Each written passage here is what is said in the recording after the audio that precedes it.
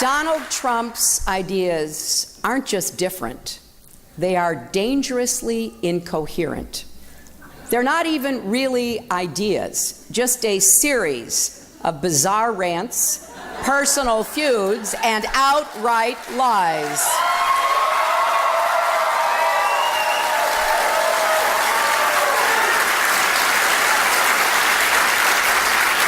He is not just unprepared, he is temperamentally unfit to hold an office that requires knowledge, stability, and immense responsibility.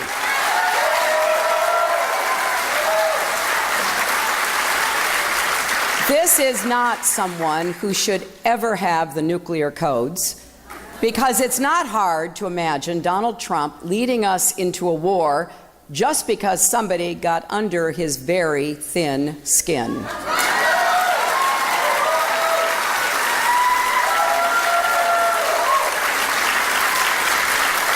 We cannot put the security of our children and grandchildren in Donald Trump's hands. We cannot let him roll the dice with America. This is a man who said that more countries should have nuclear weapons, including Saudi Arabia. This is someone who has threatened to abandon our allies in NATO, the countries that work with us to root out terrorists abroad before they strike us at home.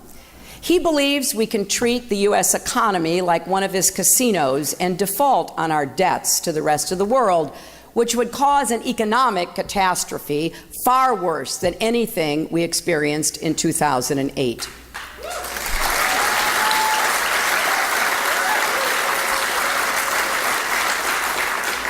He has said that he would order our military to carry out torture and the murder of civilians who are related to suspected terrorists, even though those are war crimes.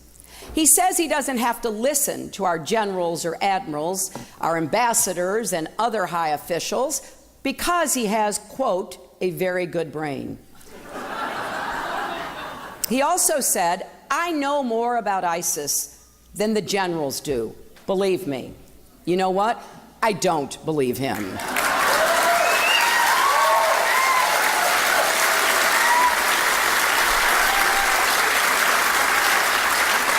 He says climate change is a hoax invented by the Chinese. And he has the gall to say that prisoners of war like John McCain aren't heroes. Exactly. He praises dictators like Vladimir Putin and picks fights with our friends, including the British Prime Minister, the Mayor of London, the German Chancellor, the President of Mexico, and the Pope.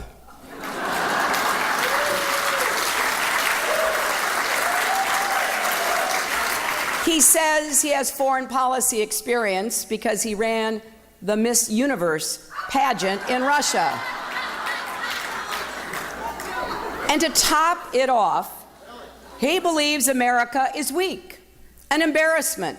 He called our military a disaster. He said we are, and I quote, a third world country. And he's been saying things like that for decades. Those are the words, my friends, of someone who doesn't understand America or the world. And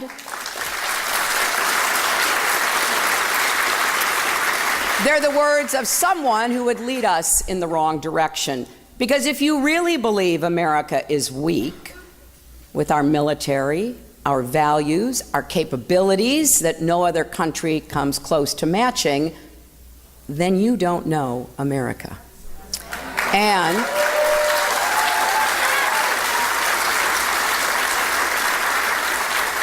you certainly don't deserve to lead it.